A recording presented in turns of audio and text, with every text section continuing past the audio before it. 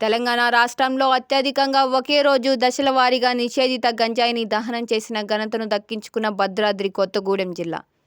జిల్లాలోని 17 పోలీస్ స్టేషన్లలో 142 కేసుల్లో వివిధ సందర్భాలలో నిందితుల వద్ద నుండి సీజ్ చేసిన 11,061 కేజీల నిషేధిత గంజాయిని ఈరోజు హేమచంద్రాపురం గ్రామ శివారులో నిర్మానుష అటవీ ప్రాంతంలో డ్రగ్ డిస్పోజల్ కమిటీ ఆధ్వర్యంలో దహనం చేయడం జరిగింది.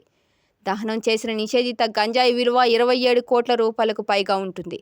జిల్లా drug disposal committee chairman Rohit Raju IPS మరియు సభ్యులైన OSD Sai Manohar, Bhadrachalam ASP Paritosh Pankaj, IPS Palvancha, DSP Venkatesh Manuguru, DSP Raghavendra Rao ఆధ్వర్యంలో కోర్టు వారి ఉత్తర్వుల మేరకు ఈ నిషేధిత గంజాయిని ఈరోజు ఉదయం నుండి సాయంత్రం వరకు దశల వారీగా విభజించి దహనం చేయడం జరిగింది.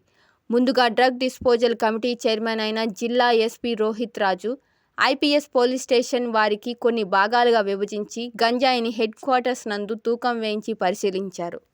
అనంతరం దహనం కొరకు సిద్ధం చేసిన మొత్తం గంజాయిని దగ్గరలోని అటవీ ప్రాంతంలోకి తరలించి తగలబెట్టడం జరిగింది. ఈ సందర్భంగా ఎస్పీ మాట్లాడుతూ, కొందరు అక్రమార్జనలో భాగంగా గంజాయిని విక్రయిస్తూ పట్టణ గ్రామీణ ప్రాంతాల్లోని యువతను ప్రలోభాలకు గురి చేస్తూ మత్తులోకి దించుతున్న వారిని అరికట్టడం కోసం జిల్లా పోలీస్ శాఖలో రహస్య బృందాలను ఏర్పాటు చేయడం జరిగిందని తెలిపారు. ఎవరైనా గంజాయి మరియు ఇతర మత్తు పదార్థాలను విక్రయిస్తే కఠిన చర్యలు తీసుకోవడం తప్పదని హెచ్చరించారు.